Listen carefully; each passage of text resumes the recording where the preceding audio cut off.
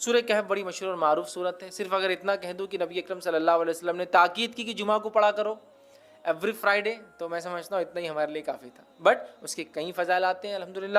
سورہ نمبر 18 سورہ کہف کی جو فضیلت آتی ہے وہ یہ ہے، جو شخص اس کی ابتدائی 10 آیتوں کو حفظ کر لیں گا اور تلاوت کریں گا، دجال کے فتنے سے محفوظ رہیں گا.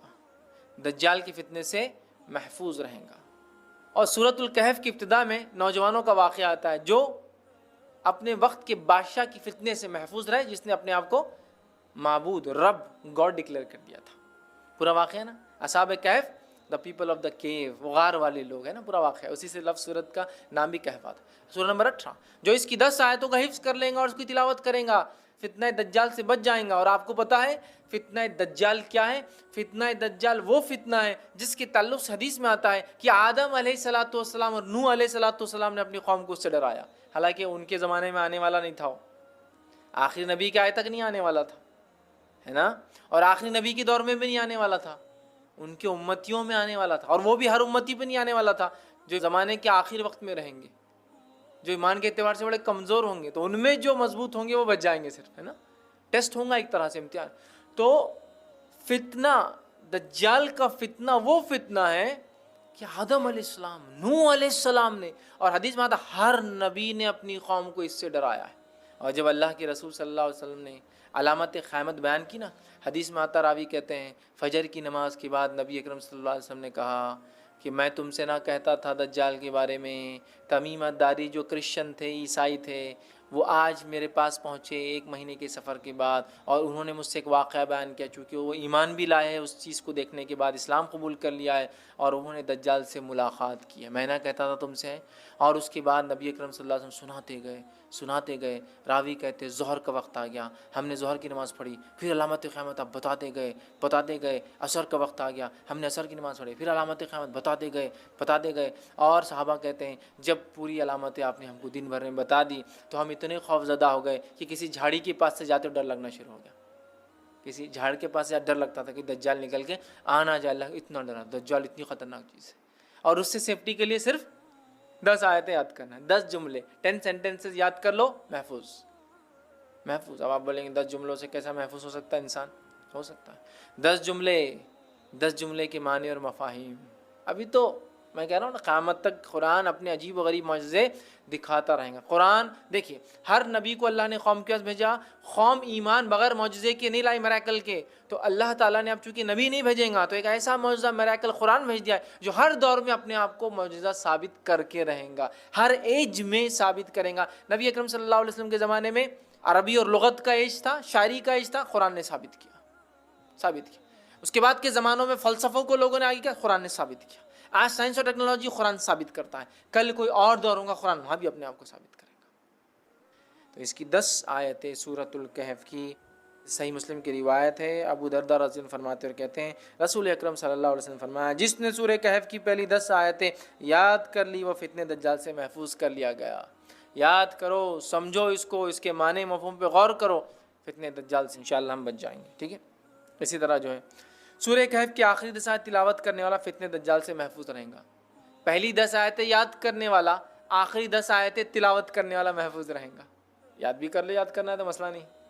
اور کچھ علماء لکھتے ہیں ہو سکتا ہے دونوں سے فائدہ، واللہ عالم. چونکہ طبرانی کی روایت میں الفاظ اس طرح سے، ابو سعید خدری رضی اللہ عنہ راوی وہ کہتے ہیں رسول اللہ صلی اللہ علیہ وسلم فرمایا جس نے سورۃ الکہف کو اس طرح پڑھی جس طرح نازل ہوئی تو وہ اس کے لیے قیامت کے روز نور ہوں گی. مکہ سے لے کر جس جگہ وہ رہتا وہاں تک کے لیے نور. انڈیا سے وہاں پڑھے تو وہاں تک اتنا بڑا نور رہے گا. جس جگہ سے مکہ تک اتنا بڑا نور اس کے لیے ثابت ہوگا.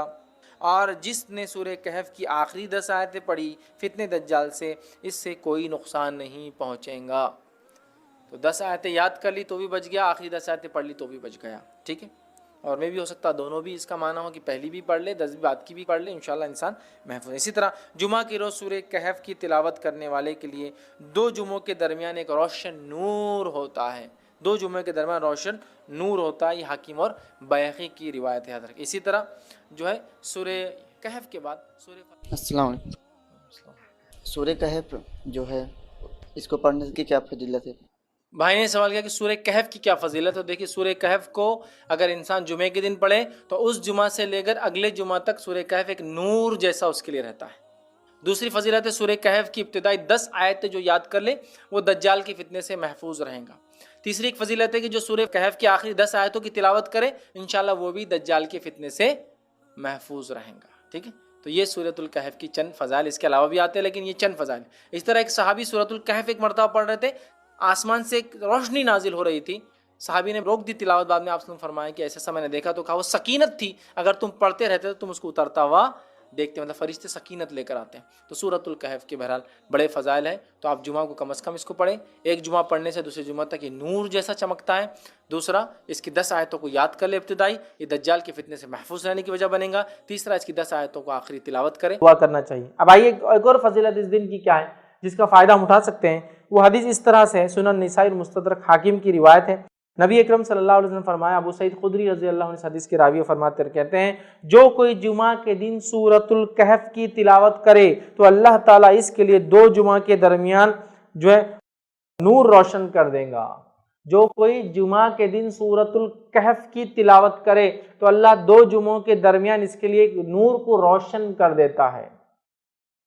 اور لائٹ، روشنی کبھی فائدہ مند چیز ہے، اس میں انسان کو دکھتا ہے، اور اندھیرا نقصان دہ اس لیے کہ اس میں آپ نہیں جانتے کیا آگے ہو سکتا ہے. تو نور ہدایت آپ کے لیے کر دیتا ہے کہ 2 جمعہ کے بیچ میں یہ نور چمکتا رہتا ہے. آپ کے لیے کیا کرنا ہے، اس دن سورۃ الکہف کی تلاوت کرنا ہے پورے جمعہ میں. تو جمعہ کب چالو ہوتا ہے؟ جمعرات کی رات سے. تو وہاں سے لے کر تو دوسرے دن تک کبھی بھی کر سکتے، کوئی ضروری نہیں جمعے کی نماز سے پہلے، کوئی ضروری نہیں جمعے کی نماز کے بعد، کوئی ضروری نہیں جمعہ کے دن فجر کے بعد. آپ مغرب کے بعد سے لے کر جمعرات تھرسڈے گزر گیا، مغرب ہو گئی، وہاں سے لے کر سیکنڈ ڈے تک کر سکتے ہیں. ایک ساتھ بیٹھ کے کیجئے، یا ایک ساتھ نہیں ہو سکتے کسی وجہ سے تو توڑ کے کیجئے انشاءاللہ، کوئی مسئلہ نہیں کہ بھائی کچھ شروع کر دیا پھر بیچ میں ٹائم آ گیا نماز وغیرہ جا کے آئے پھر آپ کا کنٹینیو کر لیا، اور ماشاءاللہ ایک ہاف این آور ہارڈلی زیادہ سے زیادہ ختم ہو گیا آپ کا سورۃ الکہف. ضرور پڑھے. اور سورۃ الکہف جب سب سے افضل اور سب سے عظیم دن میں پڑھنے کا حکم دیا جا رہا ہے تو میں آپ سے یہ کہوں گا سورۃ الکہف کی تفسیر پر بھی ذرا غور کرے کہ کیا وہ سندیش، کیا میسج اور کیا پیغام ہے سورت کے اندر کی سب سے عظیم اور سب سے افضل دن اس کو پڑھنے کا حکم دیا جا رہا ہے. جب آپ اس کو پڑھیں گے تو بہت ساری باتیں آپ کو پتہ چلیں گی. سورۃ الکہف کے اندر بہت سارے خزانے ہیں چھپے ہوئے، یاد رکھیے، جن کو آپ جب پڑھیں گے جمعہ کے اور سب سے افضل دن تو اس کو یاد رکھیں گے اس کو کہ یہ کیا ہے. اس کی پہلی 10 آیتوں کی صرف فضیلت یہ ہے اس سورۃ الکہف کی کہ جو اس کو تلاوت کرتا ہے کس سے محفوظ رہیں گا؟ دجال کے فتنے سے محفوظ رہیں گا. اور دجال کا فتنہ کیا ہے؟ صرف ایک روایت رکھتا ہوں اس تعلق سے کہ اللہ کے رسول صلی اللہ علیہ وسلم فرماتے ہیں نوح علیہ السلام سے لے کر تمام انبیاءوں نے مجھ سے پہلے تک، مطلب آپ صلی اللہ علیہ وسلم پہلے تک دجال کے فتنے سے اپنی قوم کو ڈرایا ہے. نوح علیہ السلام پہلے رسول انسانی طرف بھیجے گئے، ان سے لے کر تمام انبیاءوں نے کس سے ڈرایا اپنی قوم کو؟ دجال سے. اور دجال کے فتنے سے بڑا کوئی فتنہ نہیں ہوا ہے، اس لیے تمام انبیاءوں نے ڈرایا ہے. اور صحابہ کو جب اللہ کے رسول صلی اللہ علیہ وسلم نے بات بیان کی صحابہ کانپنے لگے اور ڈر گئے، کیونکہ وہ جانتے تھے آخری نبی کے بعد اس کا آنا تو طے ہے، لیکن ڈرانا پہلے نبی سے چالو، پہلے رسول ڈرا رہے ہیں اپنی قوم کو دجال کے فتنے سے. کتنا ڈینجرس فتنہ، اس سے بچ سکنا. پہلی 10 آیتوں کی فضیلت، کچھ نہ کچھ تو پیغام ہے ان 10 آیتوں میں. کھولیے اس پیغام کو، جائیے اس کی تفسیر اور اس کی گہرائیوں میں، پھر پتہ چلے گا کیا اسٹرانگ میسج اللہ دے رہا ہے، کیا سگنلز پاس کیے جا رہے روز قیامت جو سب سے بڑا فتنہ آنے والا ہے اس سے بچنا ہے. تو یہ ہے میرے طرف سے پیغام اور ہدایت. دیکھو، ڈیکوڈ کرو اس کے پیغاموں کو، ان میسیجز کو دیکھو، اس کی تفصیلات میں جاؤ، اس کی تشریح میں جاؤ، اس کی گہرائیوں میں جاؤ، اور اپنے آپ کو اور اپنے آنے والی نسلوں کو دجال کے فتنے سے بچا لو. وہ دجال جو عظیم آنے والا ہے سب سے بڑا، اس کے علاوہ چھوٹے موٹے دجال تو انشاءاللہ یوں نکل جائیں گے. سب سے بڑے فتنے کا اس کے اندر حل ہے 10 آیتوں میں. ایک روایت میں کہ پہلی 10 آخری 10 کی بھی الفاظ ہے ایک حدیث کے اندر، آخری 10 بھی دجال کے فتنے سے نجات ہے. سمجھا؟ سورۃ الکہف پڑھیے. نوجوانوں کے واقعے سے چالو ہوتی ہے جو اپنے رب پر ایمان لائے اور پھر وہ اپنی جانوں کو بچانے ایک گفا میں چھپ گئے. رب العزت نے ان کو نشانی بنا دیا. جب اٹھے پتہ نہیں کتنے 100 سال بعد بادشاہ ختم ہو چکا تھا، لوگ ایمان لا چکے تھے. یہ ایمان لائے تھے، کوئی ایمان والا نہیں تھا. جب یہ اٹھے دینوں سے تو سب ایمان والے تھے. لوگوں نے پہچان لیا، کہا اچھا تم تو وہ تمہارے قصے مشہور تھے. لوگ بولتے تھے کچھ نوجوان چلے گئے، وہ تم پہچان لیا. لوگ پڑھیے سورت. اس دن خاص کیا ہوتا ہے جب یہ پڑھ لیتے ہیں آپ تو ایک جمعہ سے دوسرے جمعہ ایک نور آپ کے لیے روشن کر دیا جاتا ہے. یہ سورۃ الکہف کی فضیلت ہے خاص طور سے جمعہ کے دن پڑھے جانے کے لیے. ٹھیک ہے, آئیے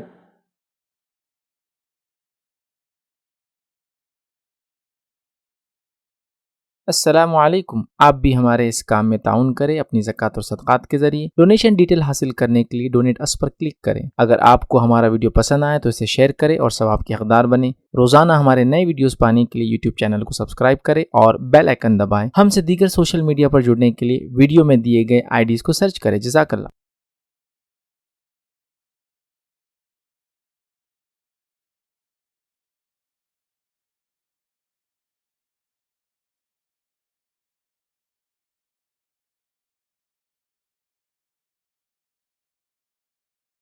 جمعہ کے آداب اور مسنون اعمال کیا ہیں وہ دیکھیں گے.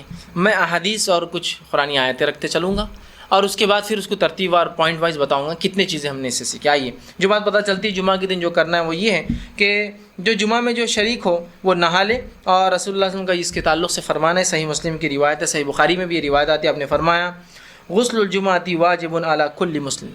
جمعہ کے دن غسل کرنا ہر مسلمان پر واجب ہے. مطلب جس کی طاقت ہو, استطاعت ہو, صحت ہو, سہولت ہو, چیزیں مہیا ہو, حمام ہو, اور جو کچھ چیزیں انسان کو لوازمات لگتی ہے ایک نہانے کے لیے, اگر وہ سب ہو تو پھر نہانا. تو جمعہ کے دن کچھ نہ ہو تو کم از کم جمعہ کو نہانا ہے. غلط فہمی کا کوئی شکار نہ ہو کہ صرف جمعہ کو نہانا ہے.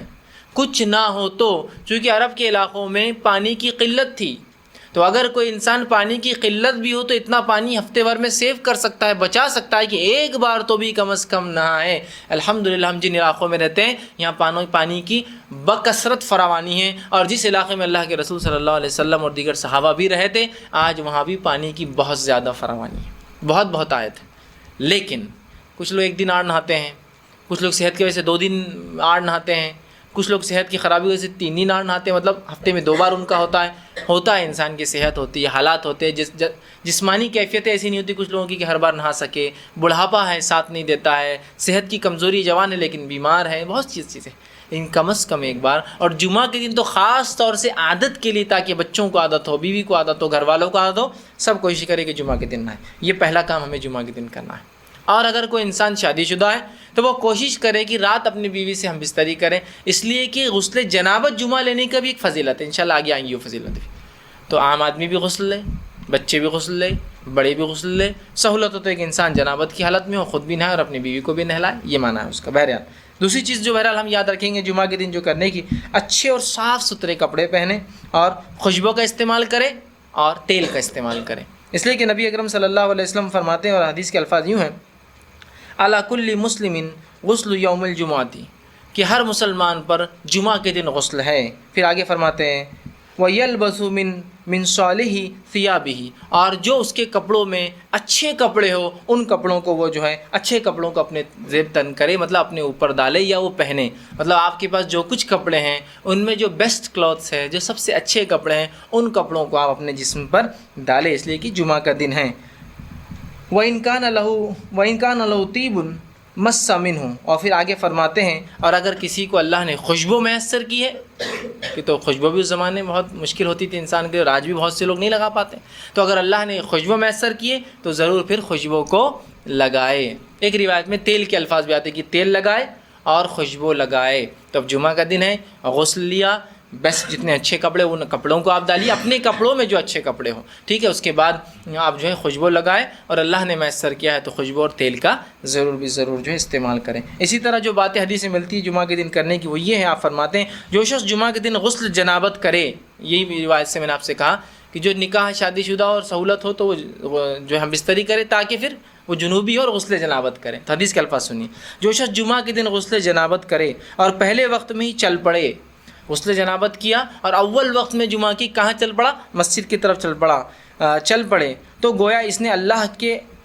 تقرب کے لیے اللہ کی راہ میں ایک اونٹ قربان کیا, ایک اونٹ ذبح کیا, ایک اونٹ صدقہ کیا, جو کچھ اللہ کے تقرب میں, اللہ کے نزدیک. پھر فرماتے ہیں اور جو دوسرے وقت جائے، مطلب جو اول وقت میں نہیں گیا، سیکنڈ فیز میں گیا، دوسرے وقت میں جائے، تو اسے ایک گائے اللہ کی تقرب میں، اللہ سے قرب حاصل کرنے کے اندر اس نے کیا، ایسا اس کو ثواب ملے گا۔ پھر آپ نے فرمایا اور جو تیسرے وقت میں جائے، گویا ایک سینگ والا مینڈا، سینگ والے مینڈے کی فضیلت یاد رکھی، ذبح کا سینگ والا مینڈا اللہ کے تقرب میں اس نے خرچ کیا یا دیا۔ اس کے بعد فرماتے اور ایسا شخص جو چوتھے وقت میں جائے، بہت ہی قریب خطیب چڑھ گیا، چوتھا وقت بالکل ایک دم نماز سے قریب، چوتھے وقت میں جائے تو اس کی مثال ہے جیسے اس نے ایک مرغی اللہ کی راہ میں قربان کی۔ اور جو پانچویں وقت میں گیا، دا لاسٹ کمرس جس کو بولیں گے، اس کی مثال ایسی ہے جیسے اس نے ایک مرغی کا انڈا اللہ کی راہ میں قربان کیا یا صدقہ کیا۔ اور پھر آپ نے فرمایا میں دیا۔ اور جب امام خطبہ دینے کے لیے آ جاتا ہے، ممبر پر بیٹھ جاتا ہے، تو فرشتے جو دروازوں پر ہوتے ہیں، جو اندر داخل ہونے والوں کے نام لکھتے رہتے ہیں کون کون جمعہ کے لیے آ رہا ہے، وہ رجسٹرز کو بند کر دیتے ہیں اور آ کر خطیب کا تذکیر، جو خطیب نصیحت اور وعظ کرتا ہے، وہ سننے بیٹھ جاتے ہیں۔ تو گویا کوشش یہ کرنی چاہیے کہ جمعہ کو خطیب کے ممبر پر چڑھنے سے پہلے آنے والا ففتھ ہے کہ تو اس کو انڈے کا ثواب مل رہا، تو ظاہر سی بات ہے اول آنے والا بہت جلدی آ رہا ہے، اذان سے پہلے داخل ہو جا رہا ہے، ہو سکتا ہے دوسرا نمبر اذان کے وقت داخل ہو رہا ہے، تیسرا دوسری اذان کے وقت داخل ہو رہا ہے جو خطیب چڑھ رہا ہے، لیکن یہ تمام لوگ جو ہیں خطیب کے ممبر پہ بیٹھنے سے پہلے آ رہے ہیں۔ اس کے بعد تو فرشتے اپنے رجسٹرز بند کرتے ہیں اور آ کر واعظ و نصیحت سننے بیٹھ جاتے جو خطیب دے رہا ہے۔ سمجھ رہے ہیں بات کو؟ تو کوشش کیجئے جمعہ کے دن جتنی جلدی ہو سکتا ہے ہم چل پڑے، ہے نا۔ لیکن کیا ہوتا ہے، چیزوں کی اہمیت جب تک سمجھ میں نہیں آتی ہے نا، تو لوگوں کو اول جانا دوم جانا اس کی اہمیت بھی نہیں سمجھتی، ایسا ہوتا ہے نا، واپس نہیں سمجھتے۔ لیکن اگر کوئی کہہ دے کہ کرکٹ میچ ہے، انٹرنیشنل لیول تو چھوڑ دیجئے، لوکل اسٹیٹ میچ ہے اور میرے پاس کچھ ٹکٹس ہے، اب ٹکٹس ایسے ہے کہ وہ تو ایک اسپیشل وی آئی پی لان ہوتا ہے، اس کے بعد جنرلی اسٹیڈیمس میں نمبرز نہیں ہوتے ہیں، لوگ ترتیب میں بٹھاتے جاتے جیسے لوگ آتے ہیں، تو جو سب سے وہ لائیں گا وہ سب سے نزدیک کی سیٹ پائیں گا اور سب سے نزدیک سے گیم دیکھ سکتا ہے۔ تو وہاں کیسا اجلت کرتا ہے آدمی کہ جلدی جا کر وہاں بیٹھیں گے تو نزدیک سے دیکھیں گا۔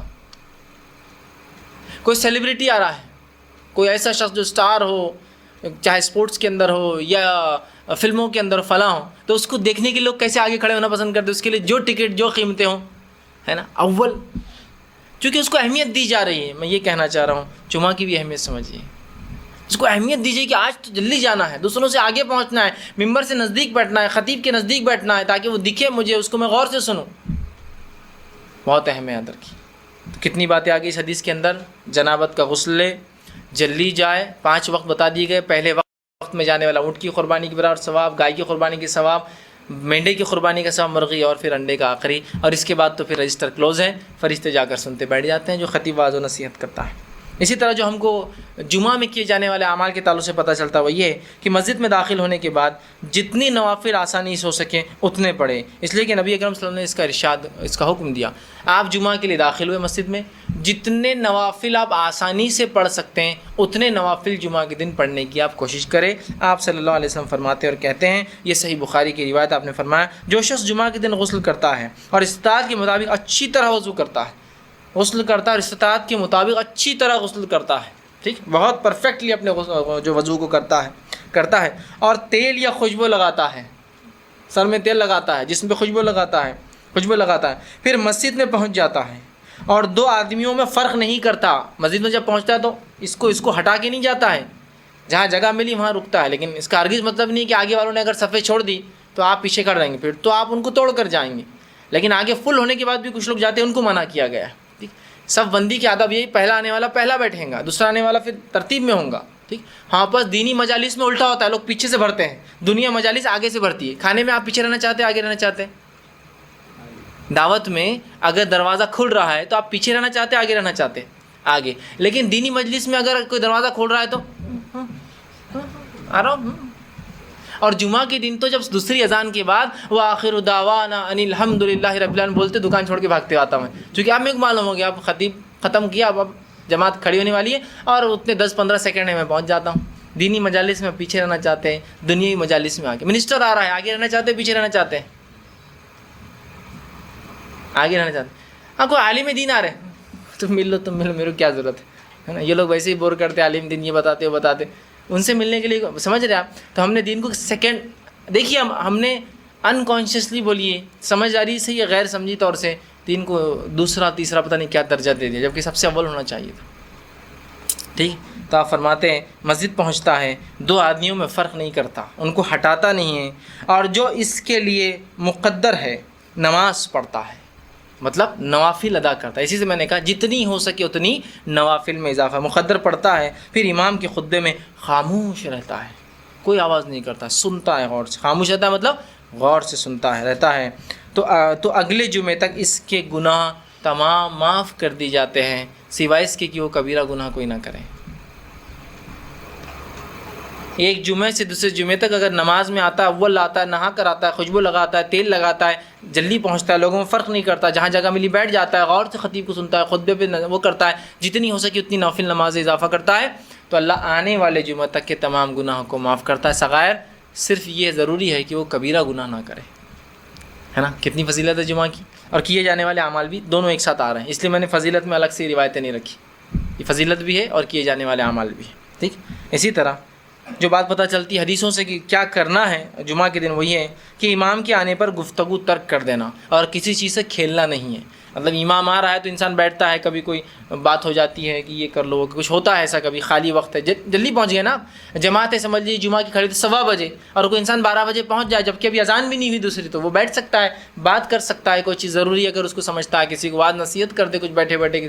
لیکن اب خطیب آ گیا تو بالکل خاموش, اور خطیب جب آ گیا اور ممبر پر پہنچ گیا تو خاموشی اختیار کرنا. آپ فرماتے ہیں اور کہتے ہیں, یہ صحیح مسلم کی روایت ہے, آپ فرماتے اور کہتے ہیں اذا قلت لصاحبک یوم الجمعۃ والامام یخطب انصت فقط لغوت.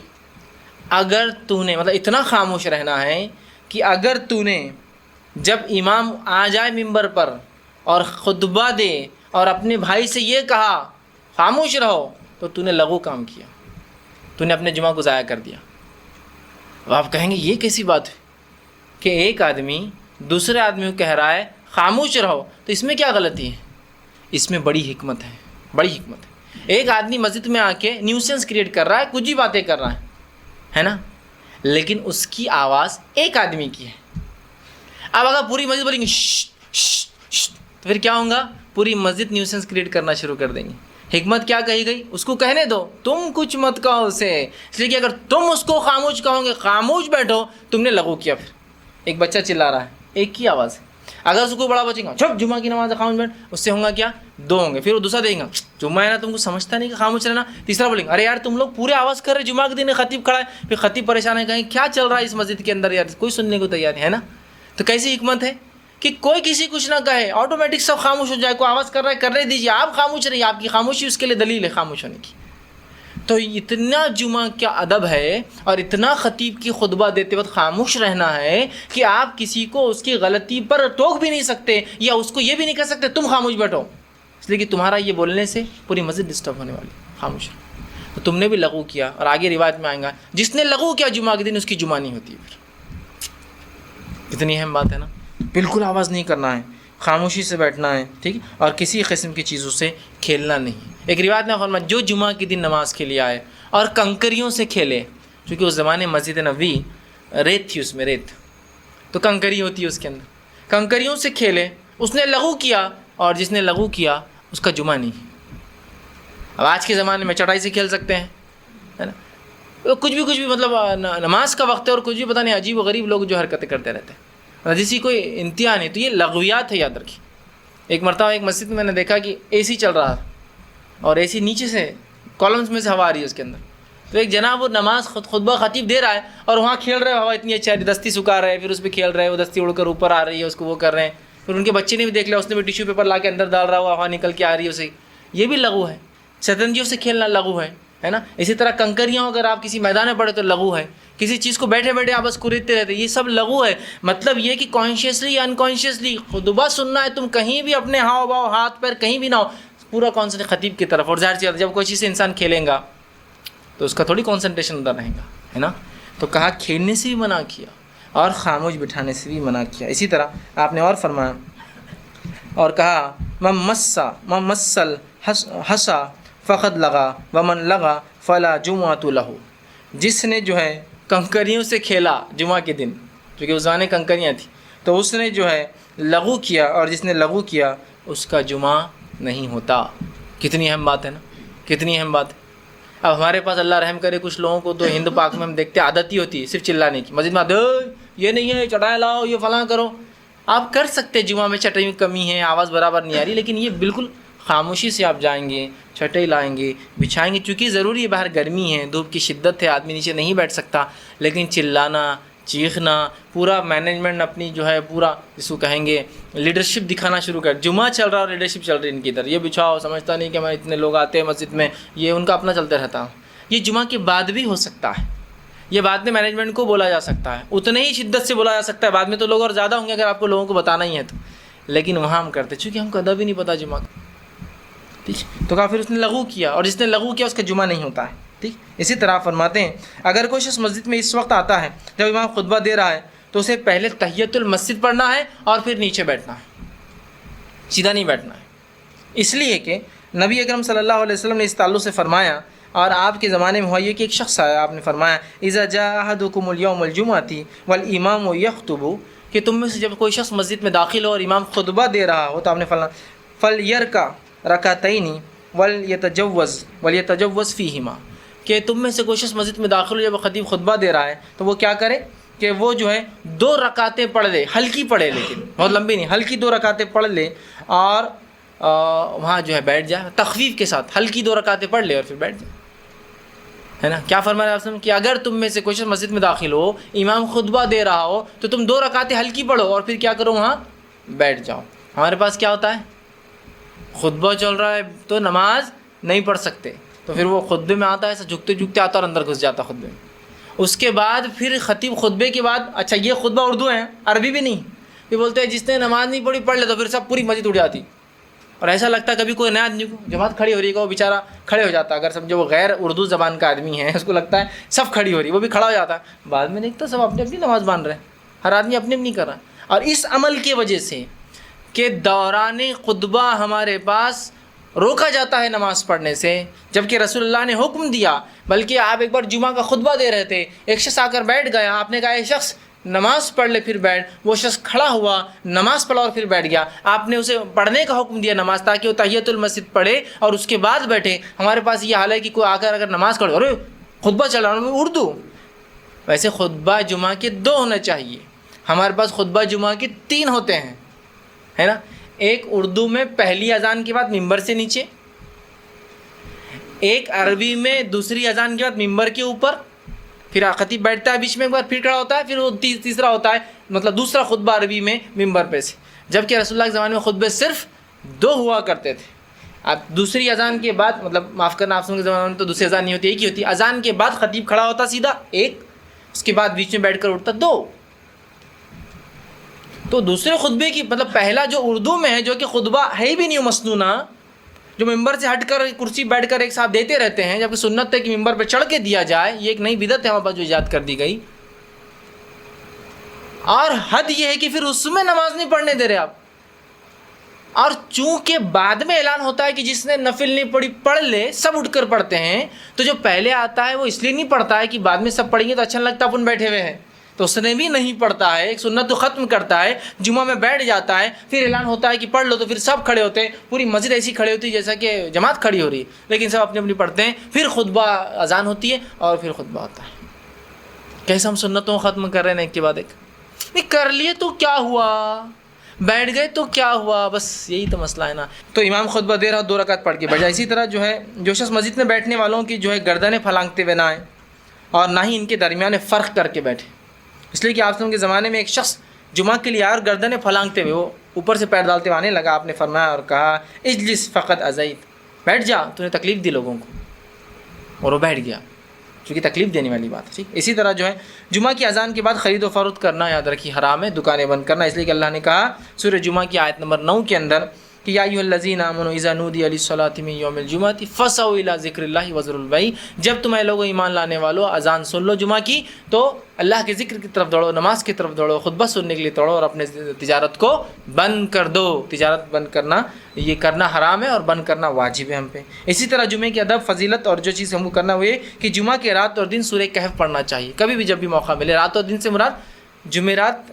ہم بات چونکہ وہ جمعرات، وہ جمعے کی رات کو بولتے ہیں جمعرات، اور جمعہ کا دن، اور رات پہلے آتی ہے اسلام میں، دن بعد میں، تو جمعرات جب گزر جاتا ہے اس کی جو رات آتی ہے وہ ہوتی ہے جمعے کی رات اور دن، تو سورہ کہف ان میں سے کبھی نہ کبھی پڑھنا چاہیے، اس لیے کہ آپ نے فرمایا اور کہا، مستدرک حاکم کی روایت اور صحیح آپ نے فرمایا من قرأ سورۃ الکہف فی یوم الجمعۃ اضاء لہ من نور ما بین الجمعتین، جو شخص سورہ کہف کو پڑھتا ہے تو ایک جمعہ سے دوسرے جمعہ تک ایک نور اس کے لیے جو ہے چمکتا رہتا ہے۔ تو کوشش کرے جمعہ کے دن سورہ کہف پڑھنے کا اہتمام کرے۔ اسی طرح جو ہے رسول اللہ صلی اللہ علیہ وسلم جمعہ کے دن جو ہے رسول اللہ صلی اللہ علیہ وسلم پر جمعہ کے دن کثرت سے درود بھیجنا چاہیے۔ آپ صلی اللہ علیہ وسلم فرمایا اور کہا جمعہ کے دن اور رات، یہ بحقی کی روایت اور حسن درجے کی حدیث ہے، جمعہ کے دن اور رات کثرت سے مجھ پر درود پڑھا کرو، جو اس کی تعمیل کریں گا میں قیامت کے دن اس کے لیے گواہ اور سفارشی بنوں گا۔ جمعہ کے دن خاص طور سے رسول اکرم صلی اللہ علیہ وسلم پر درود زیادہ سے زیادہ بھیجنا چاہیے۔ اسی طرح جمعہ کے دن کثرت سے زیادہ دعا کرنی چاہیے، اس لیے کہ آپ صلی اللہ علیہ وسلم نے فرمایا اور کہا کہ جمعہ کے دن ایک ایسی گھڑی آتی ہے، یہ صحیح مسلم کی روایت، ایسی گھڑی آتی ہے جس میں مانگی گئی دعا اللہ رد نہیں کرتا ہے۔ جمعہ کے دن ایک ایسی گھڑی آتی ہے جس سے مانگی گئی دعا اللہ رد نہیں کرتا ہے۔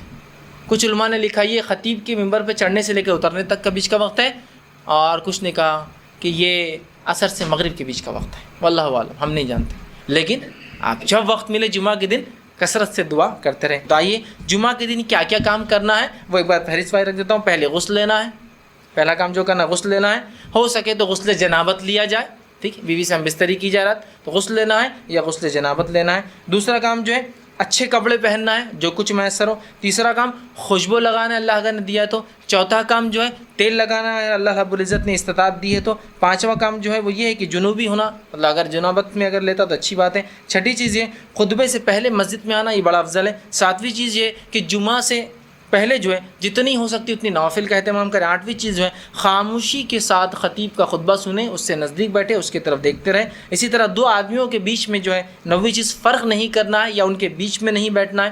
دسواں کام یہ ہے کہ خطبے میں جو ہے بات چیت نہیں کرنا ہے، خاموشی اختیار کرنا ہے۔ اسی طرح جو ہے 11ویں چیز خطبے میں کسی سے کھیلنا نہیں ہے، بالکل سکون کے ساتھ جو ہے خطبہ سننا ہے۔ 12ویں چیز جو ہے تحیۃ المسجد پڑھ کر خطبے میں اگر بیٹھنا ہے، چاہے خطیب خطبہ کیوں نہ دے رہا ہو جمعہ کا۔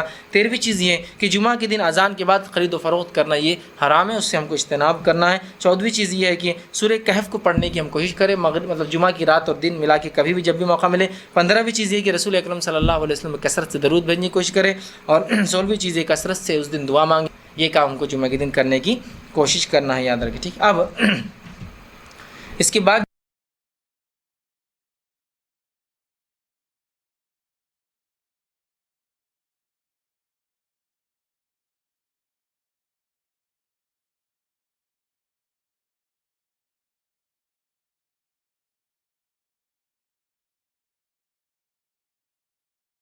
جو دعائیں قرآنی آتی ہے، جو دعائیں حدیث کی، چونکہ یہ ذکر میں سب سے افضل چیزیں ہیں، یاد رکھیں، ٹھیک۔ اسی طرح جو ہے نبی اکرم صلی اللہ علیہ وسلم نے کچھ مخصوص ذکر بتائے ہیں، میں پورے نہیں رکھوں گا، میں 3 ہی رکھوں گا چونکہ وقت نہیں تھا، لیکن بہت اہم 3 میں نے چن کے رکھے، اور جو اتنے آسان ہیں، اتنے عام ہیں، ہم ہمیشہ کر سکتے ہیں انشاءاللہ۔ کم از کم ایک ذکر کی مجلس تھی، ایک ذکر کا درس تھا، اور 3 ذکر تو سیکھ کر جائے تاکہ اس کو زندگی میں لاگو کر لیں تو ہمارے لیے فائدہ مند ثابت ہوں گا۔ آئیے وہ کون سے میں نے 3 ذکر چنے ہیں کہ میں آپ کے سامنے صرف فضائل بیان کرنے میں کتنے اہم ہے اللہ کا ذکر وہ رکھ رہا ہوں، ورنہ بہت سارے اور بھی دعائیں ہیں۔ پہلا جو ہے نبی اکرم صلی اللہ علیہ وسلم فرماتے اور کہتے ہیں ذکر کے تعلق سے، اور اس کی اہمیت بتاتے ہیں، اور یہ جو ہے ترغیب و ترہیب میں جو ہے یہ روایت ملتی ہے جو کہ صحیح روایت ہے۔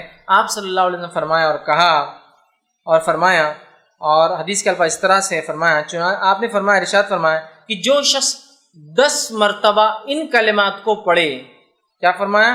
جو شخص ان کلمات کو 10 مرتبہ پڑھتا ہے، وہ کلمات کیا ہے؟ لا الہ الا اللہ وحدہ لا شریک لہ لہ الملک ولہ الحمد وہو علی کل شیء قدیر۔ کیا ہے؟ کون سے کلمات ہیں؟ بہت آسان ہے، اس کو عام زبان میں چوتھا کلمہ بولتے ہیں۔ اب یہ الگ بات ہے کہ لوگوں نے 1 سے 7 کلمے بنائے، کیسے بنائے نہیں پتا، لیکن بہرحال ایک عام سمجھ کے لیے بول رہا ہوں، ٹھیک ہے.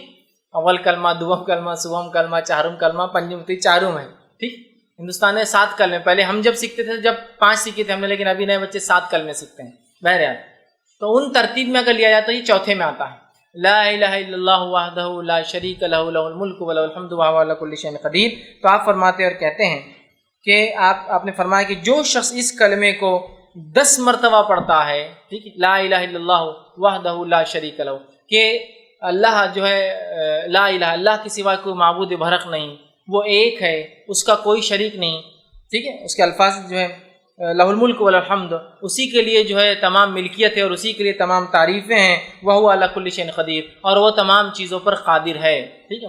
ٹھیک ہے، یہ اس کا ترجمہ ہے. جو شخص اس کو 10 مرتبہ پڑھتا ہے دن میں، آپ سے فرماتے ہیں اس کا ثواب ایسے ہے گویا اس نے بنی اسماعیل میں سے 4 غلاموں کو آزاد کیا. اسماعیل علیہ السلام کی نسل میں سے کتنے لوگوں کو آزاد کیا؟ 4 لوگوں کو. اور آپ کو پتہ ہے کہ آدم علیہ السلام سے لے کر نبی اکرم صلی اللہ علیہ وسلم تک، اسماعیل علیہ السلام کی جو نسل کا تذکرہ کیوں آ رہا ہے؟ آدم علیہ السلام سے لے کر نبی اکرم صلی اللہ علیہ وسلم تک آپ سے فرماتے ہیں اس نسل میں کسی نے بھی زنا نہیں کیا، کیونکہ انبیاء جو ہوتے سب سے پاکیزہ نسل میں پیدا ہوتے ہیں. سمجھے؟ مشرک گزرے ہیں وہ ایک الگ چیز ہے، لیکن کوئی جو ہے زنا نہیں کیا، مطلب ولد الزنا یا زنا کی اولاد یا زنا نہیں کیا کسی. اتنی پاکیزہ نسل ہے یہ، آدم علیہ السلام سے لے کر اسماعیل علیہ السلام، اسماعیل علیہ السلام سے لے کر رسول اللہ صلی اللہ علیہ وسلم تک. سمجھ رہے آپ؟ تو کہا اس نے بنی اسماعیل میں سے 4 غلام آزاد کیے. غلام آزاد کرنا بہت اجر ثواب کام ہے. کیا کرنا ہے آپ کو؟ لا الہ الا اللہ وحدہ لا شریک لہ لہ الملک ولہ الحمد وہو علی کل شیء 10 مرتبہ پڑھنا ہے دن. تو کیا کیا آپ نے؟ بنی اسماعیل میں سے 4 غلام آزاد کر دی. صرف 10 مرتبہ کلمے کو پڑھنا ہے. کتنے فضائل اندازہ لگا. دوسری فضیلت جو ہے ایک اور ذکر کی جو میں آج رکھ رہا ہوں، ویسے بہت ہے لیکن 3 میں نے چنے ہیں صرف. دوسری فضیلت والا ذکر ہے جو بہت آسان ہے، ہم سب کر سکتے ہیں، وہ یہ ہے جو کہ ترغیب و تہذیب، اسی میں جو ہے یہ صحیح روایت ہے، بہت مشہور اور معروف روایت ہے کہ آپ صلی اللہ علیہ وسلم فرمایا جو شخص نماز کے بعد 33 مرتبہ الحمدللہ، 33 مرتبہ سبحان اللہ، 33 مرتبہ اللہ اکبر کہتا ہے اور آخر میں یہ کہتا ہے لا الہ الا اللہ وحدہ لا شریک لہ لہ الملک ولہ الحمد وہو علی کل شیء قدیر، وہی جو میں نے اس سے پہلے رکھا. تو 33 بار جو ہے اس شخص نے جو ہے الحمدللہ کہا، 33 بار سبحان اللہ کہا، 33 بار اللہ اکبر کہا، اور اس کے آخر میں یہ کہا، چونکہ 33 اور 33 ہو گئے 99 اور آخر میں 100 کی گنتی پوری کر دی، یہ کہہ کر کہ لا الہ الا اللہ وحدہ لا شریک لہ لہ الملک ولہ الحمد وہو علی کل شیء قدیر. تو آپ فرماتے اور کہتے ہیں جب یہ کہتا ہے تو آپ سے فرماتے ہیں کہ جو ہے اس کے فائدہ یہ ہے تو اس کے سارے گناہ معاف کر دیے جاتے ہیں، گویا اگر اس کے گناہ سمندر کے جھاگ کے برابر بھی ہو تو. ایک روایت نے فرمایا یہ پڑھنا غلام آزاد کرنے سے زیادہ بہتر ہے. ایک روایت فرمایا اس کے پڑھنے سے 10 نیکیاں ہر اس پہ ملتے ہیں، مطلب اس کو 1000 نیکیاں ملتی. 100 بار پڑھا نا، 100 پڑھنے پہ اس کو 1000، 10 ہر اس پہ 10 تو 1000 نیکیاں ملتی ہے، 1000 گناہ معاف کر دیے جاتے ہیں. یہ فضائل اتنا آسان ہے نا کہ سارے گناہ حتیٰ کہ سمندر کے جھاگ کے برابر گناہ ہو کتنے کثرت سے سب معاف کر دیا جاتے، صرف ہر نماز کے بعد 33 مرتبہ 33 مرتبہ 33 مرتبہ الحمدللہ سبحان اللہ الحمدللہ اور اللہ اکبر کہہ دے، اس کے سارے گناہ معاف. اور یہ گناہ صغیرہ ہوتے، یاد کبیرہ کے لیے توبہ ضروری ہوتی. کتنے فضائل ہیں.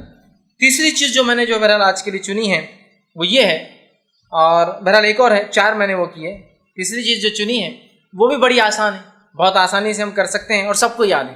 آپ صلی اللہ علیہ وسلم فرماتے ہیں اور کہتے ہیں، یہ حدیث جو ہے ترغیب و تہذیب کی، آپ نے فرمایا اور کہا جو شخص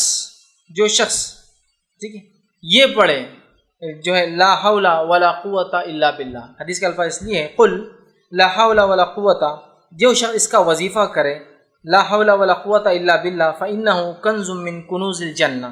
یہ حدیث کے الفاظ ہے قل لا حول ولا قوت الا باللہ فانہا کنز من کنوز الجنہ، کہ جو شخص لا حول ولا قوت الا باللہ یہ پڑھیں گا تو یہ جنت کے خزانوں میں سے ایک خزانہ ہے.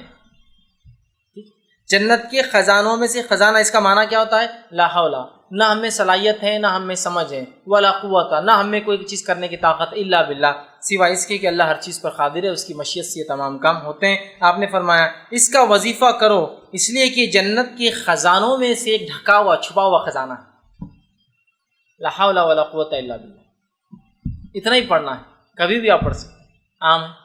چوتھا جو ایک حدیث جو صحیح بخاری کی ہے، اور صحیح بخاری کی آخری حدیث ہے، یہ لاسٹ حدیث کے الفاظ دیکھیے کیا ہے، کلمتان حبیبتان الی الرحمن، دو کلمے ایسے ہیں جو رحمان کو بڑے پسند ہیں، خفیفتان علی اللسان، بہت آسان ہے انسان کی زبان پہ، بڑے ہلکے ہوتے زبان کے اعتبار سے، ثقیلتان فی المیزان، لیکن بہت وزنی بھاری ہوں گے روز قیامت میزان کے اندر، سبحان اللہ وبحمدہ وسبحان اللہ العظیم۔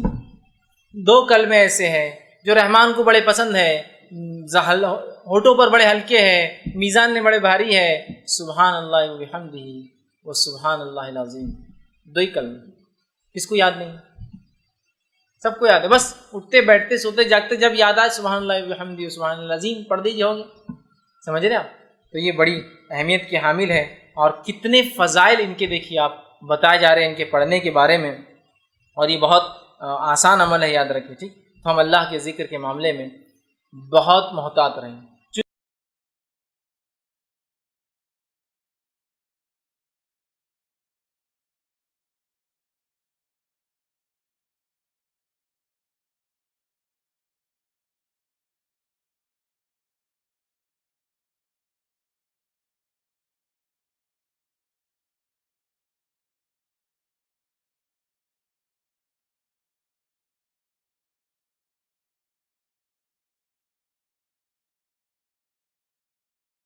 پہنچ جا چکے، فرشتے رجسٹر بند کر کے سننے لگ جائیں گے، ٹھیک؟ اسی طرح جمعہ کے دن ایک عمل اور کرنا ہے، اس کی فضیلت میں شامل ہے، بکثرت نبی اکرم صلی اللہ علیہ وسلم پہ درود بھیجنا ہے۔ کیا کرنا ہے؟ بکثرت نبی اکرم صلی اللہ علیہ وسلم پہ درود بھیجنا ہے جمعہ کے دن، بکثرت، بہت زیادہ، انٹینسٹی بڑھانا ہے۔ عموماً تو ہم بھیجتے ہی ہیں، انٹینسٹی بہت ہائی کر دینا، کس دن؟ جمعہ کے دن ہائی کر دینا، ٹھیک ہے؟ بکثرت درود، ٹھیک؟ اور اس کے تعلق سے جو روایت ہے وہ اوس بن اوس رضی اللہ عنہ فرماتے ہیں اور کہتے ہیں، یہ ابو داؤد کی روایت ہے، جمعے کے دن تمہارا بہترین دنوں میں سے، جمعے کا دن تمہارے بہترین دنوں میں سے ہے، لہٰذا اس دن مجھ پر بکثرت درود بھیجا کرو، کیونکہ تمہارا درود مجھ پر پیش کیا جاتا ہے۔ اس دن مجھ پر بکثرت درود بھیجا کرو کیونکہ تمہارا درود مجھ پر پیش کیا جاتا ہے۔ کیونکہ دوسری ایک حدیث میں تفصیلی الفاظ ہیں کہ ایسے اللہ نے مقرب فرشتے رکھے ہیں، جب مجھ پر درود بھیجا تو اس کو جمع کر لیتے ہیں اور وہ مجھ پر پیش کرتے ہیں۔ غائب کی بات ہے، کچھ علماء لکھتے ہیں غائب میں پیش ہوتا ہے، اور کچھ لکھتے ہیں روز قیامت وہ پیش کر دیں گے۔ یہ فزیکل پریزنس میں پیش ہونے والی بات نہیں ہے، لیکن چلیے آگے بڑھتے ہیں۔ تو مجھ پر پیش کیا ہے تو خوب کثرت سے نبی اکرم صلی اللہ علیہ وسلم پہ ہم درود بھیجیں۔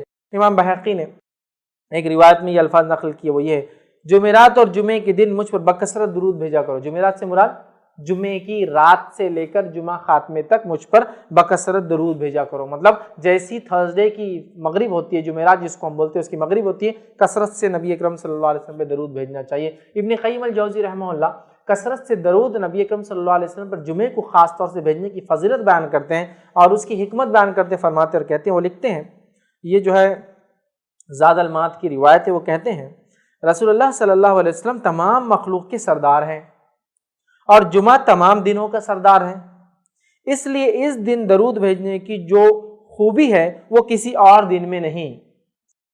انسانیت کے سردار پر، دنوں کے سردار میں درود بھیجنا جو خصوص اس دن ہے وہ کسی اور دن میں نہیں۔ پھر وہ لکھتے ہیں اس میں ایک اور حکمت بھی ہے کہ امت نے دنیا و آخرت میں جو بھی بھلائیاں پائی ہے وہ صرف آپ صلی اللہ علیہ وسلم کی ہاتھ سے پائی ہے، لہٰذا اللہ تعالیٰ نے آپ کی امت کے لیے دنیا و آخرت کی بھلائیاں اکٹھی کر دیں، اور انہیں جو سب سے بڑی عزت حاصل ہوگی وہ جمعہ کے روز ہوں گی۔ اس دن وہ انہیں جنت میں ان کے گھر میں اور ان کے محلات کے طرف بھیجے گا، جب وہ جنت میں داخل ہوں گے تو یہ ان کے لیے مزید جزا کا دن ہوگا اور یہ ان کے لیے دنیا کی عید کا دن ہے۔ اس دن اللہ تعالیٰ ان کے تمام درخواستوں اور ضرورتوں کو پورا کرتے ہیں اور کسی سائل کو رد نہیں کرتے. مسلمانوں کو ان ساری باتوں کا علم آپ صلی اللہ علیہ وسلم کے ہی توسط سے جو ہے حاصل ہوا ہے. لہٰذا اللہ تعالیٰ کی حمد و شکر اور آپ صلی اللہ علیہ وسلم کے حق کی تھوڑی سی ادائیگی کا یہ تقاضا ہے کہ ہم اس دن اور اس کی رات آپ پر بکثرت درود بھیجیں. ٹھیک ہے. جمعہ کا دن سردار، نبی اکرم صلی اللہ علیہ وسلم سردار. جمعہ کے دن ہم جنت میں داخل ہوں گے، جو سب سے بڑی ہمارے لیے کامیابی ہے. یہ تمام کا راستہ جنت کا نبی اکرم صلی اللہ علیہ وسلم کے وسیلے سے ہم کو ملا. لہٰذا یہ ضروری ہے کہ اس دن نبی اکرم صلی اللہ علیہ وسلم نے کثرت سے درود بھیجا جائے. یہ اس کا ایک چھوٹا سا میں نے جز دیا جو میں نے پڑھا آپ کو. بڑی حکمت ہے اس کے پیچھے. تو کثرت سے نبی اکرم صلی اللہ علیہ وسلم پر جمعہ کے دن درود بھیجنا چاہیے. سب سے افضل درود جو نبی اکرم صلی اللہ علیہ وسلم پر بھیجا جا سکتا ہے وہ کون سا ہے؟ درود ابراہیمی. وہ درود جو آپ اور میں کس میں پڑھتے ہیں؟ نماز میں. تو آپ دوسرے درود اگر آپ کو علم ہو نہ ہو تو چھوڑ دیں. یہ سب سے اچھا درود ہے جو نماز میں ہم پڑھتے ہیں. کثرت سے یہ درود پڑھ کے نبی اکرم صلی اللہ علیہ وسلم کو کریں، اور جب آپ پڑھتے ہیں تو خود بخود نبی اکرم صلی اللہ علیہ وسلم تک پہنچا دیا جاتا ہے، یا وہ فرشتے حاضر ہوتے ہیں جو ایسے درودوں کو لے کر نبی کے پاس پہنچا دیتے ہیں، یا دیں گے، یاد رکھیں جو بھی ہے، چونکہ غائب کا معاملہ کیسے ہوتا ہے واللہ عالم. ٹھیک ہے. تو بہرحال ہمیں کثرت سے درود بھیجنا چاہیے. تو یہ چند باتیں تھیں.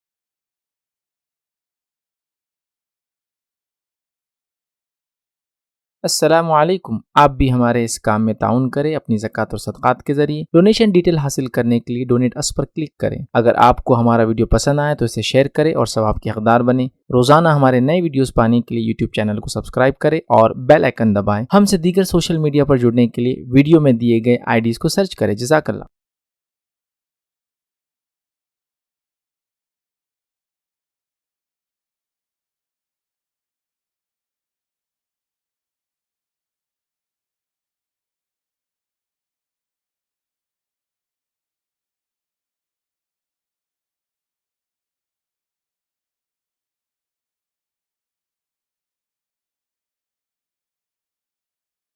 آئیے توبہ اور استغفار کے فائدے کیا ہوتے ہیں؟ اگر انسان توبہ کرتا ہے، استغفار کرتا ہے تو کیا بینیفٹس اس کو ملتے ہیں اس چیز کے، وہ بھی ہم دیکھتے ہیں. چلیے آئیے. اللہ رب العزت سے جب ایک بندہ توبہ کرتا ہے، استغفار کرتا ہے، تو بہت سارے دنیا کے فائدے اور بہت سارے آخرت کے فائدے اٹھاتا ہے. یہ فائدوں کو میں اس لیے رکھ رہا ہوں جس کو فضائل کہتے ہیں. یہ فضائل جاننے سے انشاءاللہ عزیز ہمارے دل میں ایک جذبہ پیدا ہوگا توبہ اور استغفار کا. اور نہ صرف ہم اپنے گناہوں پر توبہ اور استغفار کریں گے جو کہ ہم بھول چکے ہیں توبہ اور استغفار اپنے گناہوں پر بھی، بلکہ ہم گناہوں کے علاوہ بھی توبہ اور استغفار کو اپنے زندگی کا معمول بنا لیں گے انشاءاللہ.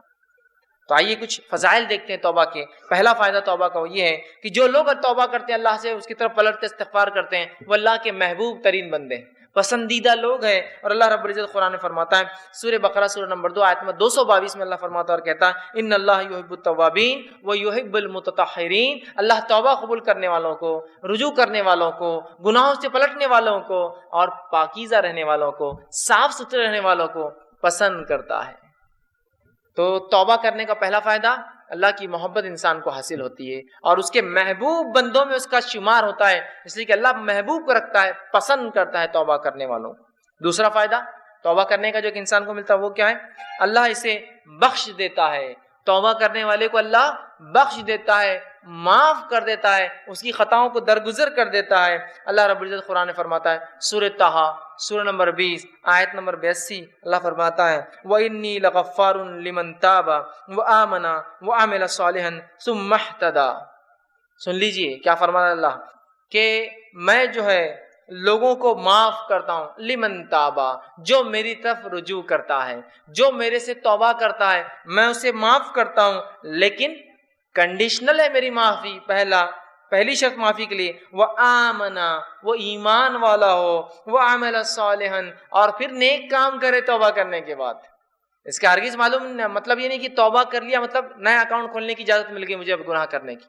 توبہ کرتا ہے ایمان والا انسان اور پھر نیک کام کرتا ہے تو اللہ رب العزت فرماتا ہے وَإِنِّي لَغَفَّارٌ لِمَن تَابَ، کہ ان لوگوں کی میں توبہ قبول کرتا ہوں جو مجھ سے توبہ کرتے ہیں اور انہیں معاف کر دیتا ہوں اور پھر وہ ایمان لائے اور نیک عمل پھر کرتے رہے اور اس معاملے پہ جم جائے، اس معاملے پہ اڑ جائے. تیسرا فائدہ، چوتھا فائدہ اور پانچواں فائدہ چونکہ ایک ہی حدیث میں آتا ہے اس لیے میں ایک ساتھ رکھوں گا. تیسرا فائدہ توبہ کا ہے اللہ غم سے نجات دیتا ہے، پریشانیوں سے نجات دیتا ہے. مشکلوں سے نجات دیتا ہے. چوتھا فائدہ تنگ دستی دور کرتا ہے. سبحان اللہ, ہم نے سوچا بھی نہیں تھا توبہ استغفار کا تعلق تنگ دستی سے بھی ہو سکتا ہے, یا توبہ استغفار کرنے سے رزق میں کشادگی بھی آ سکتی ہے, مال و دولت میں فراوانی بھی ہو سکتی ہے. اس لیے کہ توبہ کرنے کا ایک فائدہ ہے تنگ دستی سے اللہ نجات دیتا ہے. اور پانچواں فائدہ توبہ کا معلوم آپ کو کیا ہے؟ ایسی جگہ سے روزی دیتا ہے جہاں سے سوچا بھی نہیں ہوگا. تنگ دستی بھی دور ہوتی ہے, غم بھی دور ہوتے ہیں, اور ایسی جگہ سے روزی ملتی ہے. روزی سمجھتے ہیں نا آپ, رزق ملتا ہے جہاں سے سوچا بھی نہیں ہوگا, گمان بھی نہیں کیا ہوگا, فہم میں بھی نہیں لایا ہوگا اس نے. آئیے حدیث اس طرح سے ابو داؤد کی روایت ہے. تینوں فائدے ایک ہی حدیث میں آتے ہیں. پہلا, جو شخص استغفار کو لازم پکڑ لیتا ہے, استغفار کو اپنے نفس سے لازم کر لیتا ہے, پکڑتا ہے, تو اللہ تعالیٰ اس کے لیے ہر غم سے نجات کا راستہ نکالتا ہے. ہر غم, سمجھتے ہیں آپ؟ آج کون سا ہے نا جو انسان ہے جو غم زدہ نہیں ہے, پریشان حال نہیں ہے؟ بتائیے مجھے. تو کہہ سکتا ہے کہ مکمل طور 100% خوش ہوں. ہم تو ہر حال میں اللہ کا شکر تو ادا کرتے ہیں, لیکن کہیں نہ کہیں پریشانیاں ہیں ہمارے پاس. پریشانیوں کا حل توبہ اور استغفار. ہم نے تو کبھی سوچا ہی نہیں تھا کہ غم کا علاج بھی استغفار ہو سکتا ہے. ہر غم سے اللہ نجات دیتا ہے استغفار کی بنیاد پہ. اس کی فضیلت یہ ہے. دوسرا, ہر تنگ دستی سے کشادگی کی طرف لے آتا ہے. ہر قسم کی غربت اور تنگ دستی سے نکال کے کشادگی کی طرف لاتا ہے. اور تیسرا, صرف تنگ دستی اور تنگ دستی سے نکال کے کشادگی کی طرف نہیں لاتا ہے, ایسی جگہ سے روزی دیتا ہے جہاں سے اس نے گمان بھی نہ کیا ہو, سوچا بھی نہ ہو. یاد رکھیں, سوچا بھی نہ ہو. کیا فائدے ہیں استغفار اور توبہ کے؟ روزی میں برکت, ایسی جگہ سے روزی جہاں سے سوچا نہ ہوگا. ہر غم سے نجات. کوئی کہتا میرے گھر میں بیماری ہے, میں غم زدہ ہوں, استغفار کی کثرت کیجیے. کوئی کہہ رہا ہے مجھے تنگ دستی ہے, استغفار کی کثرت کیجیے. کوئی کہہ رہا ہے مجھے جو مال و دولت کی کمی ہے, استغفار کی کثرت کیجیے تو صحیح, آپ دیکھیے اللہ کیسی ہیلپ دیتا ہے. اور کوئی کہے مال و دولت تو ہے, برکت نہیں ہے, استغفار کیجیے, اس لیے کہ اللہ نے مال و دولت کی برکت چھین لی نا آپ کی. رزق میں اضافہ کہاں ہو رہا ہے؟ مال تو تعداد کوانٹٹی وائز بہت ہے, لیکن دل کہاں سکون میں ہے؟ استغفار نہیں کر رہے ہیں. استغفار کی کثرت کیجیے, استغفار کی کثرت کیجیے, استغفار کو معمول بنا لیجیے. 3 عظیم فائدے ایک ہی حدیث میں استغفار کے. غم سے نجات, تنگ دستی سے کشادگی کی طرف, اور ایسی جگہ سے روزی دیتا ہے جہاں سے سوچا بھی نہ ہوگا. اسی طرح غم سے نجات کے تعلق سے چھوٹا سا واقعہ رکھ دیتا ہوں صرف آپ کے سامنے, چونکہ ہمارے حالت میں ایسے واقعات ہوتے ہیں, ہمارے ماحول میں اس لیے رکھ رہا ہوں کہ نبی اکرم صلی اللہ علیہ وسلم کے پاس ایک صحابہ اور ایک صحابی آئے جن کے بیٹے کو گرفتار دشمنوں نے پکڑ لیا, اور نہ صرف پکڑا, خبر ملی کہ بہت مضبوط زنجیروں کے اندر اس کے پیر باندھ دیے. وہ آئے اور کہا اللہ کے رسول صلی اللہ علیہ وسلم, دشمنوں نے جو ہے ہمارے بچے کو پکڑ لیا ہے, آپ کچھ بتائیے کیا کیا جائے, کیا کرا جائے کہ ہمارا جو ہے بچہ واپس آ جائے, میرا بیٹا جو ہے واپس آ جائے, وہ ماں اور باپ دونوں آئے. اللہ کے رسول صلی اللہ علیہ وسلم نے کہا استغفار کی کثرت کرو, استغفار کرو. وہ کہتے ہیں کہ وہ دونوں گھر گئے, استغفار کی خوب کثرت کی, اور ان کے بیٹے کہتے ہیں کہ جب میں بیڑیوں میں جکڑا تھا, اچانک ایسا ہوا کہ میری پیروں کی دونوں بیڑیاں ٹوٹ گئی. اچانک رات میں دونوں بیڑیاں ٹوٹ گئی. جب بیڑیاں ٹوٹ گئی تو میں پریشان ہو گئی, یہ کیا ہوا؟ لوہے کی زنجیریں تھی وہ بیڑیاں بولتے لوہے کی موٹی موٹی زنجیروں میں جب قیدی کو قید کیا جاتا ہے جو آسانی سے نہیں ٹوٹتی, یاد رکھیے, ٹوٹ گئی. میں پریشان ہوا, اور ایک اونٹ میں نے پکڑا, وہ ایک اونٹنی میں نے لی, اس پر سوار ہوا اور بھاگنے لگا. جب میں اس اونٹنی پر بیٹھ کر بھاگنے لگا تو سارے اونٹ باڑے کے نکل کے میرے پیچھے بھاگنے لگے. اب چونکہ مجھے تو جان بچانے تھی, میں نکل گیا, اور پورے اونٹ بھی پیچھے بھاگنے لگے. اور اس کے بعد وہ اپنے گھر آئے, والدین خوش ہو اٹھے, والدین سے ملاقات کی, اور اللہ کے رسول کے پاس اس بچے کو لے کر, اللہ کے رسول ہمارا بیٹا گھر واپس آ گیا ہے, استغفار کی برکت دیکھی, بچہ واپس آ گیا. ہر غم تھا نا بیٹے کے گمنے کا, اللہ نجات دے دی, بیٹا واپس دے دیا. پھر کہا اللہ کے رسول اب یہ اونٹوں کا کیا کرے, چونکہ بھاگنے کے لیے میں نے دشمن کی اونٹنی لے لی تھی نا, جان بچانے کے لیے جو اونٹنی لی گئی تھی ان کی نہیں تھی, دشمن کی تھی. اور کہا وہ ایک نہیں, وہ اونٹنی کی وجہ سے کئی اونٹ پیچھے آ گئے میرے. تو اللہ کے رسول نے کہا یہ رزق ہے جو اللہ نے تمہیں دیا بغیر سوچے کہ, مطلب ایسی جگہ سے دیا جو تم استعمال کرو ان اونٹنیوں کو اور ان اونٹوں کو, اور ان کو سارے اونٹ دے دی. دیکھیے نا, ایک تو نجات ملی استغفار سے, اور دوسرا رزق بھی مل گیا جہاں سے سوچا بھی نہیں تھا. دشمن کا رزق, مطلب دشمن کے پاس کی چیز گھر آ گئی اپنے. کتنے فائدے نا استغفار کی. آئیے استغفار کے اور فائدے سن لیجیے. 6واں 7واں 8واں 9واں فائدہ ایک ہی آیت کے اندر آتا ہے, اس لیے 4 فائدے رکھ رہا ہوں. 6واں فائدہ, بہترین اللہ موسلا دار بارش برساتا ہے استغفار کی کثرت سے. اسی طرح مال میں اضافہ کرتا ہے اللہ جو ہے استغفار کی کثرت سے اور توبہ کی کثرت سے. اولاد میں ترقی دیتا ہے اللہ استغفار اور توبہ کی کثرت سے. اور باغات اور نہریں نکال دیتا ہے, رزق کے ذریعے بنا دیتا ہے استغفار کی کثرت سے. اللہ رب العزت نے سورہ نوح سورہ نمبر 71 آیت نمبر 10, 11 اور 12 میں فرمایا اور کہا, نوح علیہ السلام نے اپنی قوم کو دعوت دی اور دعوت دیتے وقت وہ انہیں کیا کہہ رہے سنیے. وہ کہتے ہیں قلت استغفروا ربکم انہ کان غفارا, اے میری قوم اپنے رب سے استغفار کرو اپنے گناہوں کے لیے, تم شرک جیسی برے جرم میں جو ہے پھنسے ہوئے ہو, اپنے رب سے معافی مانگو جو ہے انہ کان غفارا, تمہارا رب ہمارا رب ضرور ہمیں معاف کرے گا اس گناہ کے لیے بھی اور تمام چیزوں کے لیے. یرسل السماء علیکم مدرارا, اور جب تم توبہ کرو گے تو آسمان سے موسلا دھار بارش برسائیں گا جو نفع بخش ہوتی ہے نقصان دہ نہیں ہوتی. یرسل السماء علیکم مدرارا, کس وجہ سے؟ ایمان لانے کے بعد اگر استغفار کرو گے تو آسمان سے بہترین موسلادھار بارش برسائیں گا. پھر فرمایا وَيُمْدِدْكُمْ بِأَمْوَالٍ وَبَنِينَ, اور تمہیں مال میں, دیکھیے مال کا سیدھا لفظ ہے, رزق کا لفظ ہے, رزق میں مال اولاد سب آتا ہے. وَيُمْدِدْ, تمہیں بڑھاوا دیں گا, مالٍ وَبَنِينَ, مال میں روپیے اور پیسے میں, اور لڑکوں میں اضافہ کریں گا تمہارے, ہے نا. انسان کیا چاہتا ہے اپنے لیے؟ تو کہا تم چاہتے ہو نا رب سے اولاد اور لڑکے, تو اس میں اضافہ کریں گا تمہارے. تو جو لوگ بے اولاد ہو استغفار کی کثرت کریں. بارش نہیں ہو رہی ہے استغفار کی کثرت کیجیے, چونکہ نوح علیہ السلام کہہ رہے ایمان کے بعد استغفار کرو گے تو بارش برسائیں گا, مال و دولت میں اضافہ کریں گا, اولاد عطا فرمائیں گا تم کو. ٹھیک, پھر فرمایا وَيَجْعَلْ لَكُمْ جَنَّاتٍ وَيَجْعَلْ لَكُمْ أَنْهَارًا, اور تمہارے لیے بہترین باغات میسر کر دیں گا, اور صرف باغات نہیں بہترین نہریں جاری کر دیں گا کہ نہ صرف کھیتی ہو, پانی والی کھیتی تمہیں عطا فرمائے گا. 4 فائدے دیکھیں استغفار کے کیسے ایک ہی ساتھ آ رہے ہیں. بارش کا بہترین برسنا. دوسرا فائدہ ہم دیکھ رہے ہیں اس کے اندر وہ یہ ہے کہ مال میں اضافہ, اولاد میں اضافہ, اور کھیتی باڑی اور نہروں کے اندر اضافہ اللہ تعالیٰ کر دیتا ہے. 10واں فائدہ استغفار کا وہ یہ ہے انسان کا دل سیاہ کالا ہونے سے بچ جاتا ہے. نبی اکرم صلی اللہ علیہ وسلم فرماتے ہیں, مستدرک حاکم کی روایت آپ نے فرمایا, بندہ جب گناہ کرتا ہے تو اس کے دل پر ایک کالا سیاہ داغ پڑ جاتا ہے, ایک اسپاٹ آ جاتا ہے. اگر وہ استغفار کر لیتا ہے تو اسپاٹ مٹا دیا جاتا ہے, وائپ آؤٹ کر دیا جاتا ہے, صاف کر دیا جاتا ہے. لیکن اگر وہ توبہ اور استغفار نہیں کرتا تو داغ بڑھتا جاتا ہے, بڑھتا جاتا ہے, بڑھتا جاتا ہے, حتیٰ کہ اس کا پورا دل کالا ہو جاتا ہے. یاد رکھیے, تو اگر انسان توبہ استغفار کرتا ہے تو دل صاف ہو جاتے ہیں, وہ دھبا دل سے نکل جاتا ہے جو گناہ کی وجہ سے لگ جاتا ہے دلوں کے اوپر. لیکن آج گناہ کرنے کے بعد بھی ہم کہاں رجوع کرتے ہیں, استغفار کرتے ہیں, ہے نا. اسی لیے کہا جاتا ہے ہمارے دل تو آج کالے ہو چکے ہیں, اس لیے کہ ہمارے اعمال کالے ہیں. استغفار کرنے سے دھبا مٹتا چلا جاتا ہے.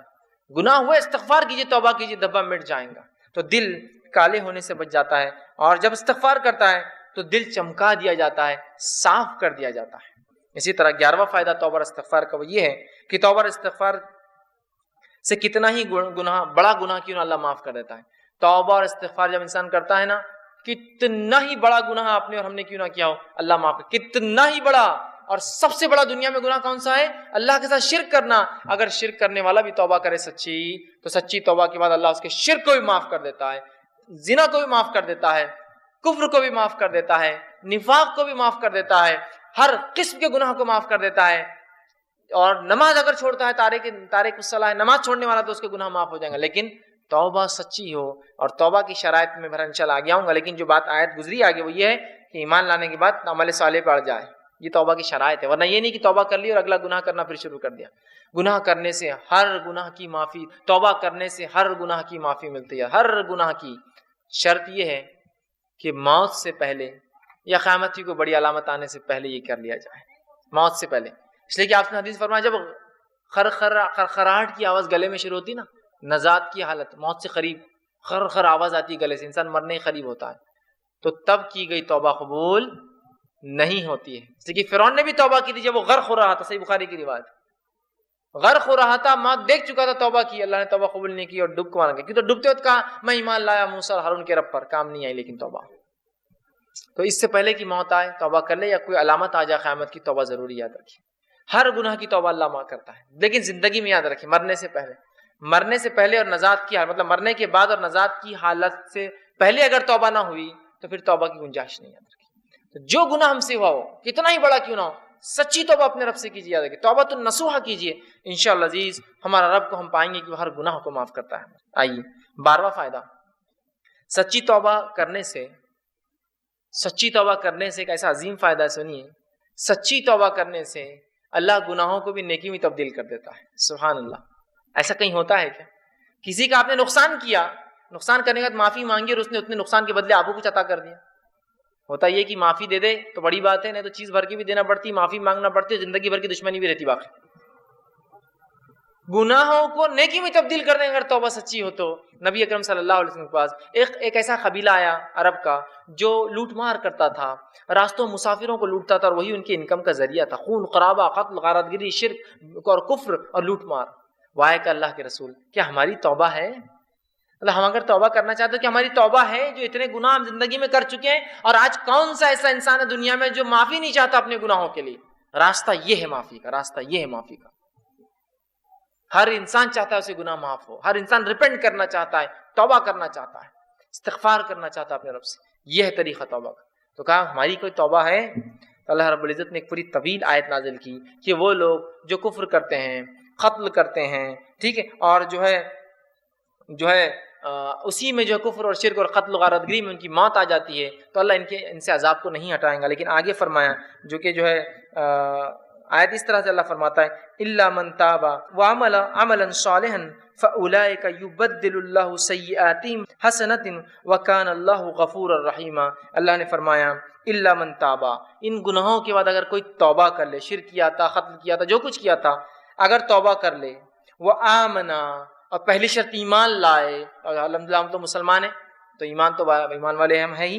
उसके बाद दूसरी शर्त वो अमला अमलन सालिहन, और उसके बाद नेक काम शुरू कर दे, अमलन सालिहन फउलाइका, तो अल्लाह फिर इस अमल के बदले की ईमान वाला है, सच्ची तौबा किया, उलाइका युबद्दिलुल्लाहु सय्यिआतिहिम, तो अल्लाह बदल देगा उनके गुनाहों को हसनात, नेकियों के अंदर।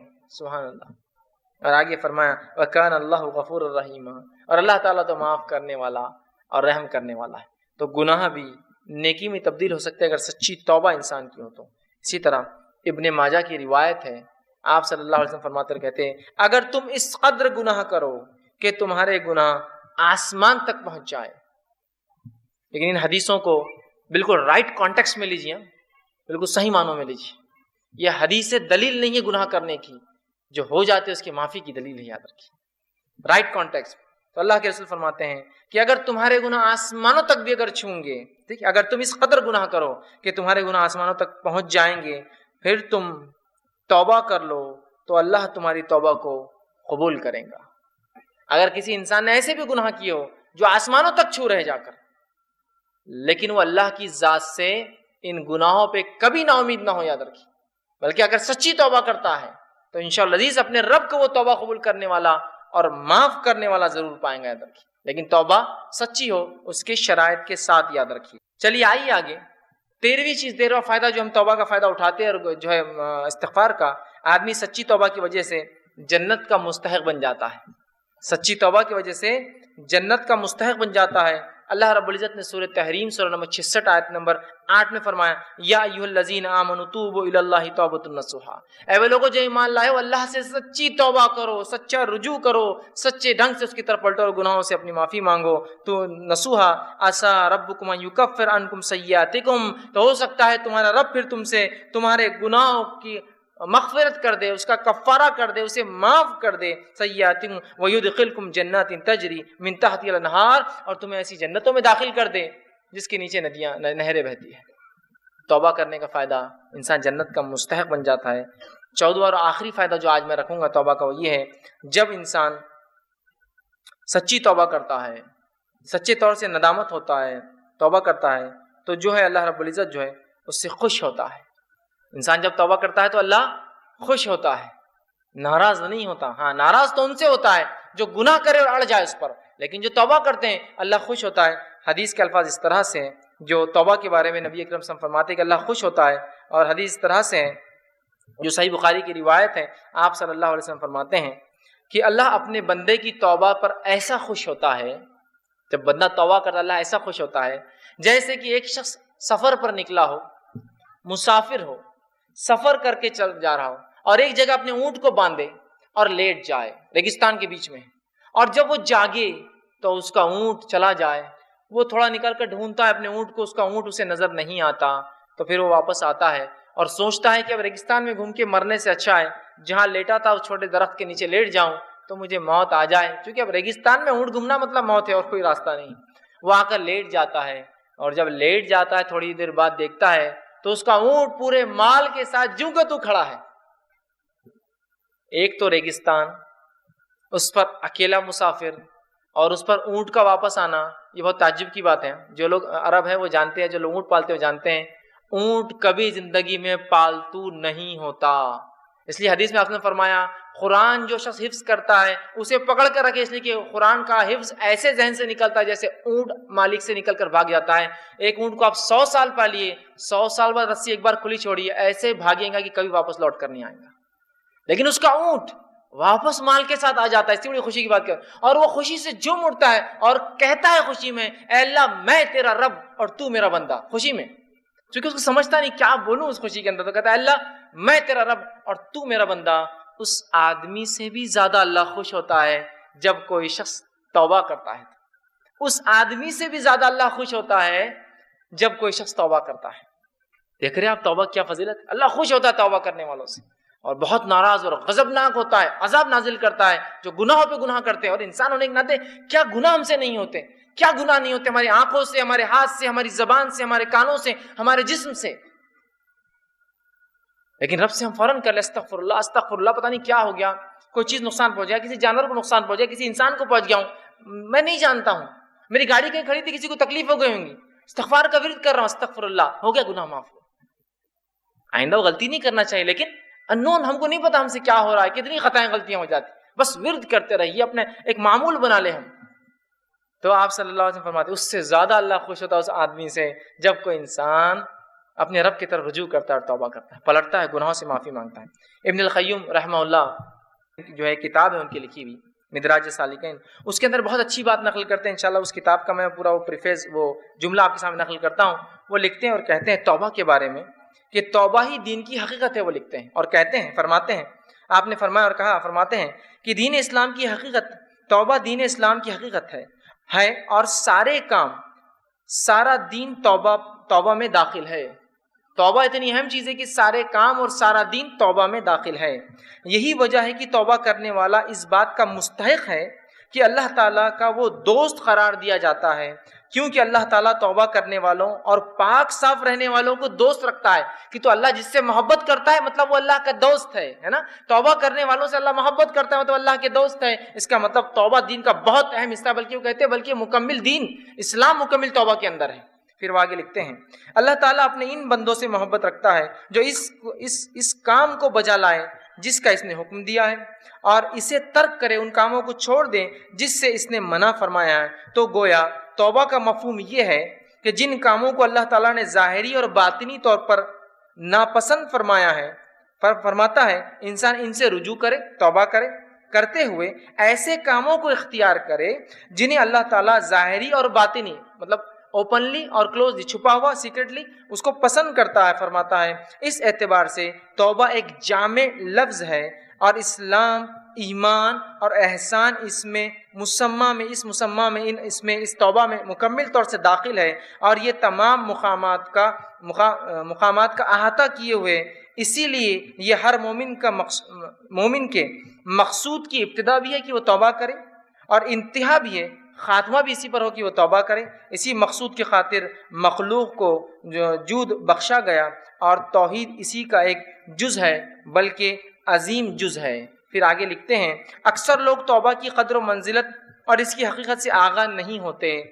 علم اور عمل اور حال کے اعتبار سے توبہ کرنا تو بہت دور کی بات ہے، اللہ تعالیٰ توبہ کرنے والوں سے اسی لیے محبت رکھتا ہے کہ ساری مخلوق میں وہی ہے جو اس کے خاص بندے ہیں۔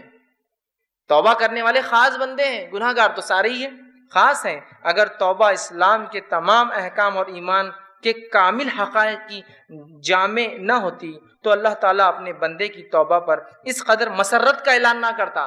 اگر توبہ بہت اہم چیز نہ ہوتی تو وہ حدیث میں وہ نہیں آتا کہ ایک آدمی جس طرح سے خوش ہوتا ہے اللہ ویسا خوش ہوتا ہے، اعلان اظہار نہ فرماتا۔ تمام مقامات، وہ احوال جن کے بارے میں لوگ گفتگو کرتے ہیں، وہ سب توبہ ہی کی تفصیلات اور اس کے آثار اور اسی کے نتائج ہیں۔